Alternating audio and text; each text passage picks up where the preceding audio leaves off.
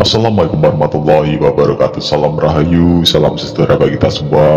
Gusti Allah paling rahmat dan berkat bagi kita semua. Amin ya rabbal alamin. Nah, kali ini kita akan membahas tentang melepas ilmu, kesaktian dan amalan yang ada dalam diri kita secara Islami. Nah, seperti apa?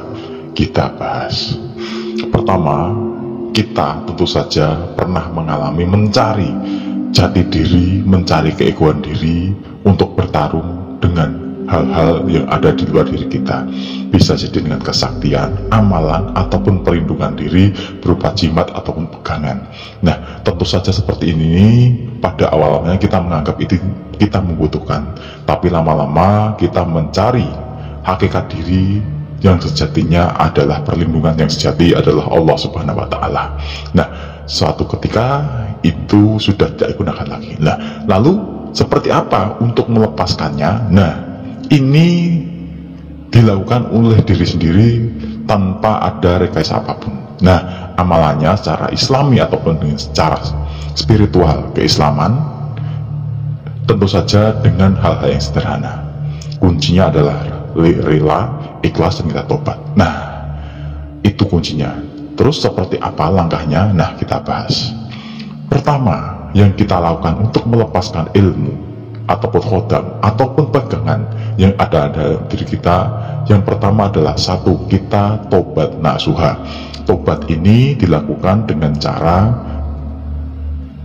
bisa dengan cara sholat tobat, bisa dengan cara tobat yang sesungguhnya, sujud minta ampun kepada Gusti Allah akan segala kesalahan yang pernah kita lakukan, bisa dengan zikrullah astagfirullahaladzim wa atubu ilaih dengan sungguh-sungguh, dan kita tidak menggunakan lagi, tidak mengamalkan lagi, dan kita dengan tobat itu insya Allah pintu rahmat Allah terbuka. Nah, tentu saja kita tidak lepas dari kesalahan dalam mencari ilmu itu, mencari amalan, dan juga secara tidak langsung ada sesuatu yang menyebabkan hati kita menyekutukan, menganggap bahwa pegangan kita, ilmu kita, khodam kita, ilmu-ilmu kita itu yang melindungi diri kita, walaupun di dalamnya sebenarnya karena kehendak Allah Subhanahu wa Ta'ala. Nah, itu yang terjadi. Setelah kita tobat, langkah yang kedua adalah memperkuat kembali tauhid. Nah, tauhid ini seperti apa?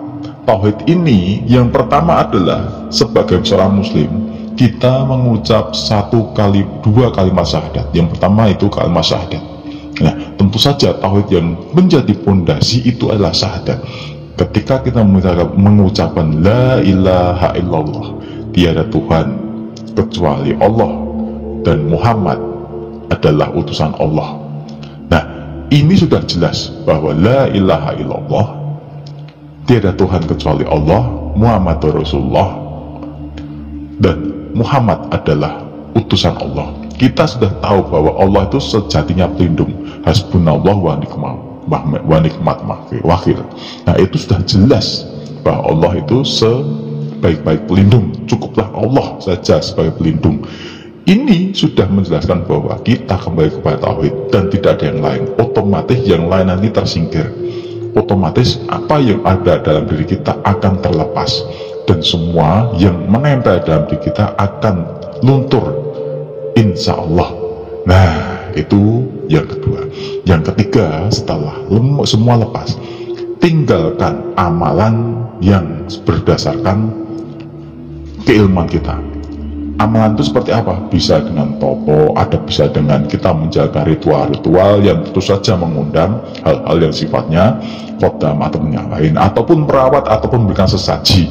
Nah, tentu sesaji di sini sebenarnya tidak bermaksud kecuali sesaji atau ritual itu dikhususkan untuk mendapatkan ilmu atau mendapatkan untuk ditujukan pada sang khodam untuk datang kepada diri kita. Nah, bukan karena menyiapkan wadah dan meminta kepada Gusti Allah agar diberikan suatu hal yang manfaat, itu beda lagi. Nah, jika nanti sudah seperti itu, sudah meminta kepada hal yang lain, otomatis nanti khodam ataupun jin ataupun makhluk-makhluk lain yang masuk itu yang menguasai diri kita, menjadi pelayan kita. Nah, yang seperti itu itu yang bukan karena Allah, itu susah dilepaskan. Nah, setelah kita tidak melakukan itu, otomatis kita tidak mengugemi itu tidak akan mempercayai. Setelah tidak percayai, kita kembali pada ajaran tauhid yang benar, ibadah kita luruskan, otomatis yang menempel dalam diri kita terus tidak akan menyatu lagi, lepas. Insya Allah seperti itu. Nah, tapi ini belum cukup. Yang keempat, kembalikan tauhid kita, ibadah kita kepada Gusti Allah. Setelah yang pertama tadi kita mengucap la ilaha illallah, memperkuat syahadat kita, kalimat tauhid kita, cukup Allah sebagai pelindung. Yang kedua kita jalankan, yaitu adalah amalan, yang tentu saja amalan ibadah ini yang pertama ada memperbaiki sholat. Sholat ini penting, sholat itu tiang agama, as-sholatu imaduddin, itu pasti. Dan yang kedua, sholat itu adalah pembuka rezeki, pintu Allah mendatangkan pintu pertolongan Allah kepada diri kita atas semua permohonan kita, dan bukan yang lain. Terus setelah itu semua kita jalankan, kita tambahi ibadah plus dengan sedekah dan sholat-sholat hajat yang lain, sholat-sholat sunnah dan beberapa amalan yang lain. Tentu saja ini karena Gusti Allah, bukan karena ilmu lagi. Insya Allah semua itu akan luntur, terlepas dengan sendirinya. Nah, terus setelah itu semua lepas, cara mengetahui bahwa itu sudah tidak ada lagi, bagaimana Pak? Terus saja kita coba. Pernah jenengan coba setelah semua lepas, badan ini rasanya enteng, tidak ada yang menempel dalam diri kita. Semua yang biasanya kita peka akan jadi tidak peka. Nah, itu yang terjadi kalau juga benar ya. Tapi kalau tidak, ya masih ada. Kecuali ilmu itu adalah ilmu putih yang memang bukan karena diri kita yang mencari ataupun mendapatkan karena suatu amalan ataupun dari nasab. Itu pun sebenarnya bisa lepas kalau memang kita tepat nasuha dan memang kita minta itu kepada Gusti Allah untuk dilepaskan. Nah, inti dari semua itu adalah ikhlas. Ikhlas untuk melepaskan, ikhlas karena Allah, lillahi ta'ala. Nah, semua apapun yang ada dalam diri kita, baik khotam, pendamping, ilmu, susuk, termasuk yang dimasukkan dalam diri kita, itu semua pasti terkunci karena amalan kita. Puasa, amalan, laku riyadhah kita baca-baca itu, semua itu sebagai pengikat untuk ilmu ataupun khotam itu berada dan terkunci dalam diri kita. Jika kita ingin melepaskan kuncian itu, tentu saja kita lepaskan ikhlas. Kuncinya adalah ikhlas lillahi ta'ala, karena Allah ta'ala, karena Allah semata, bukan karena apapun, bukan karena keilmuan, bukan karena kita sudah tidak menginginkan habis manis pasti buang, karena memang kita ingin membersihkan itu kembali ke jalan tauhid, yaitu Allah subhanahu wa ta'ala. Nah, yang terjadi seperti itu.